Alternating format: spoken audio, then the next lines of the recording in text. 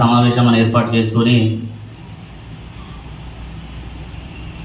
వచ్చిన సందర్భంలో అక్రమ ఇసుక రవాణా జరుగుతూ ఉంది ఇక్కడ నుంచి అని చెప్పి మండల సెంటర్లో ధర్నా చేయడం జరిగింది. దాన్ని మండల కాంగ్రెస్ పక్షాన తీవ్రంగా ఖండిస్తూ ఉన్నాం.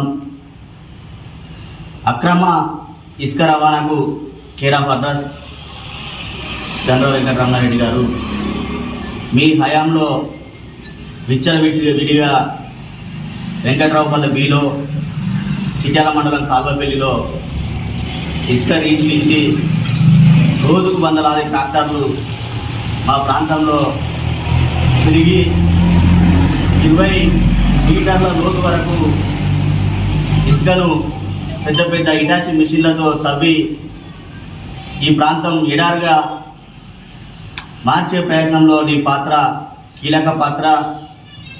ఇసుక దొంగవు నువ్వు. నీ జిఎంఆర్ కన్స్ట్రక్షన్ పేరుతో నీ టిప్పర్లు ఆ రోజు విచ్చలవిడిగా వందలాది టిప్పర్లు నడిచి ఆ రోజు క్వారీలు నడిచినప్పుడు ఈ ప్రాంత అమాయక ప్రజల ప్రాణాలు ఆ లారీల కింద పడి పోయిన సందర్భాలు ఇంకా ఈ ప్రాంత ప్రజలు మర్చిపోలేదు. నువ్వు ఈరోజు ఏదో ఇసుక క్వారీలు బంద్ అయినాయి, నా టిప్పర్లు నడుస్తలేవనో, నీ అనుచరుల దందాలు నడుస్తలేవనో ఈరోజు రోడ్డెక్కి నెలకో 2 నెలలకో ఒకసారి ఇట్లా మండలానికి వచ్చి ఏదో హడావిడి చేసి నన్ను ప్రజలు మర్చిపోతారేమో అని భ్రమలో నువ్వు ఏదో హడావిడి చేసిపోతే నువ్వు చేసిన కార్యక్రమాలు ఏది ప్రాంత ప్రజలు మర్చిపోయే పరిస్థితిలో లేదు. నువ్వు కాంగ్రెస్ పార్టీలో బీఆర్ఎస్ పార్టీలో చేరిన తర్వాత అధికార పార్టీకి నువ్వు అమ్ముడు పోయిన తర్వాత కూడా నువ్వు ఈ ప్రాంతానికి ఉరగబెట్టింది ఏం లేదు. నువ్వు ఒక్క ఇల్లు కూడా ఈ ప్రాంతానికి తీసుకురాలేదు. ఈరోజు గౌరవ శాసనసభ్యులు నిరంతరం ప్రజల పక్షాన ఉంటూ రోజుకు 18 గంటలు పనిచేస్తూ మా గౌరవ శాసనసభ్యులు గండ్ర సత్యనారాయణరావు గారు వారి నాయకత్వంలో ప్రజాప్రభుత్వంలో ముఖ్యమంత్రి రేవంత్ రెడ్డి గారి సారథ్యంలో ఈరోజు టేకుమట్ల మండలానికి 350 పైచిలకు ఇంద్రమ్మ ఇల్లు ఈరోజు మంజూరు పత్రాలు ఇచ్చుకొని నిరుపేదలకు ఇల్లు లేని లోటును తీరుస్తూ ఎమ్మటెమ్మటే బిల్లులు ఇస్తూ దళారుల చేతివాటం లేకుండా రూపాయి లంచం లేకుండా మా కార్యకర్తలు ఇంద్రమ్మ కమిటీ నాయకులు లబ్ధిదారుల దగ్గర ఒక 5 పైసల ఛాయ తాగకుండా కూడా వాళ్ళు నిరంతరం నిస్వార్థంగా పనిచేస్తూ ఎవరైతే నిరుపేదలు ఉన్నారో అసలైన లబ్ధిదారులు ఎవరున్నారో ఎంపిక చేసి ఈరోజు వారికి ప్రజాప్రభుత్వం చేయూతగా నిలిచి వాళ్ళకి ఇంద్రమ్మ ఇల్లు కట్టిస్తూ ఉన్నది. మా ఎమ్మెల్యే గారు అయిన కాడ నుండి ఇప్పటి వరకు సుమారు 1000 CMRF చెక్కులు అందించడం జరిగింది. 2 లక్షల పైచిలకు 5 లక్షలు 7-8 లక్షల దాకా కూడా ఎల్ఓసీలు ఒక సుమారు 40-50 ఎల్ఓసీ చెక్కులు అందించడం జరిగింది.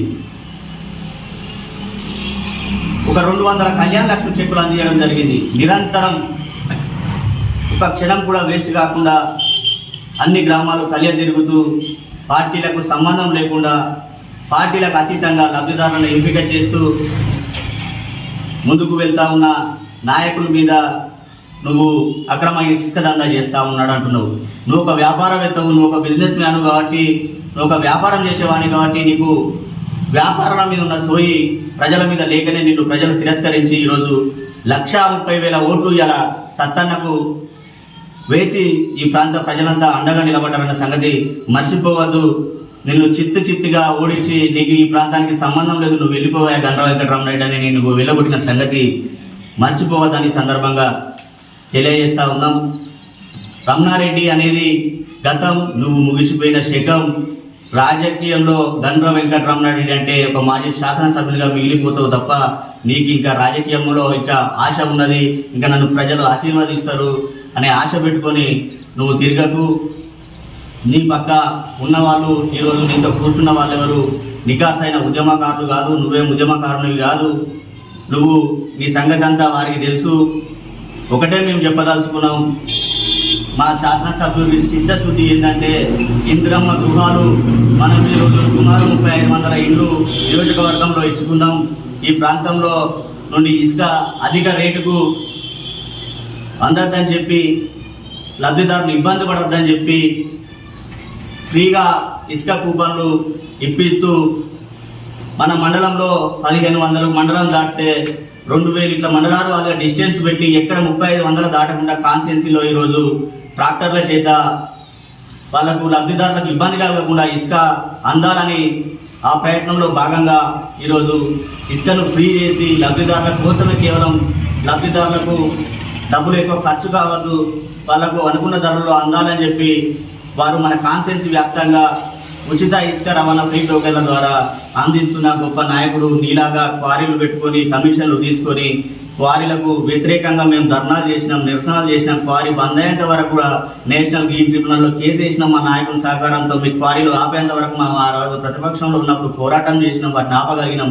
ఈ రోజు ప్రజాప్రభుత్వంలో సత్తన్న నాయకత్వంలో మన ప్రాంత రైతులందరికీ మన ప్రాంత అవసరాలకు మన ఇంద్రమైన లబ్ధిదారులకు ఫ్రీగా ఇసుక అందాలనే తపన కొద్దీ ఈ కార్యక్రమం ఏర్పాటు చేసి ఇంత గట్స్ ఉన్న నాయకుడు ఒక రేటు ఫిక్స్ చేసి ఇంతకంటే ఎక్కువ ధరలకు పోతే వాళ్ళ మీద చర్యలు తీసుకోండి చెప్పిన ఏకైక నాయకుడు గండ సత్తన్న. నీలాగా డంపులు చేసి ఎత్తుకపోమని చెప్పిన నాయకుడు కాదు, నీలాగా జేసీబీలు పెట్టి పెద్ద పెద్ద లారీలు పెట్టి ఎత్తుకపోమని నాయకుడు మా సత్తన్న గారు కాదు. కాంగ్రెస్ పార్టీ వాడైనా ఏ పార్టీ వాడైనా డంపులు చేస్తే తక్షణమే సీజ్ చేపించి వాటిని వేలపాట పెట్టించి మన మంది భేదాభిప్రాయం లేకుండా ఎవరు తప్పు చేసినా శిక్షకు అర్హుడు అనే విధంగా మా నాయకుడు ముందుకు వెళ్తా ఉన్న చిత్తశుద్ధి ఉన్న నాయకుడు, ప్రజల పక్షాన ఉన్న నాయకుడు గంట సత్తన్న గారని సందర్భంగా తెలియజేస్తూ ఒకటే గంట వెంకటరమణారెడ్డి గారు మీకు ఇదే హెచ్చరిక చేస్తున్నాం. ఇలాంటి అవాకులు చెవాకులు ప్రజా ప్రభుత్వం మీద కానీ మా నాయకుడు సత్తన్న గారి మీద కానీ చేస్తే మాత్రం ఇంకొకసారి నీకు వ్యతిరేకత తీవ్రంగా తిరుగుబాటు ఉంటుందని సందర్భంగా హెచ్చరిస్తాము. నిన్న బీఆర్ఎస్ పార్టీ విస్తృత స్థాయి సమావేశానికి మాజీ ఎమ్మెల్యే గండ రమణారెడ్డి గారు మరి కాంగ్రెస్ పార్టీ నాయకులు ఇసుక వ్యాపారం చేస్తున్నారనే అవాకులు చవాకులు చేసిన దాన్ని ఈరోజు ఏట్మట్ల కాంగ్రెస్ పార్టీ తీవ్రంగా ఖండిస్తున్నాము. గతంలో కాంగ్రెస్ పార్టీ కార్యకర్త శ్రమలతోటి గెలిచి మీరు టీఆర్ఎస్ పార్టీలో చేరి టీఆర్ఎస్ పార్టీలో ఉన్నటువంటి నాయకులను ఉద్యమకారులను అనేక రకాల అంచువేసి కేసులు పెట్టి గ్రూపు రాజకీయాలు చేసి టీఆర్ఎస్ పార్టీలో గ్రూపు రాజకీయాలు ఎవరు చేసింది అంటే భూపాలపల్లి గండ రమణారెడ్డి గారు అనే గ్రామాన అందరి కార్యకర్తలకు బీఆర్ఎస్ లో ఉన్నటువంటి కార్యకర్తలకు ఉద్యమకారులకు అందరికీ తెలుసు. ఎందుకంటే గత ప్రభుత్వంలో మీరు ఎమ్మెల్యే గారు ఉన్నప్పుడు ఈ ప్రాంతంలో వెంకట్రావుపల్లిలో కానీ అనేక చోట్ల క్వారీలతోటి 1000 ట్రాక్టర్లు 100 టిప్పర్లతోటి ఇసుకను తరలించి ఈ ప్రాంతంలో ఉన్నటువంటి పంగిడిపల్లికి సంబంధించిన వ్యక్తి కూడా యాక్సిడెంట్ తో చనిపోవడానికి కారణం మీరే అని గతంలో ఉన్నటువంటి కాంగ్రెస్ పార్టీ మీకు వ్యతిరేకంగా మరి క్వారీలు బంద్ చేయాలని కూడా ర్యాలీలు చేసినటువంటి సందర్భం మీకు గుర్తు లేదు. గత ప్రభుత్వంలో కల్పదంద, ఇసుక దంద, కల్తీ పెట్రోల్ దంద ఈ నియోజకవర్గంలో ఎవరు చేసిందంటే గండ రమణారెడ్డి గారు అని ప్రతి ఒక్కరికి తెలుసు. గతంలో ఉన్నటువంటి మేము బీఆర్ఎస్ పార్టీలో ఉన్నప్పుడు మీరు అనేక రకాల ఇబ్బందులు పెట్టి బీఆర్ఎస్ పార్టీ నాయకులను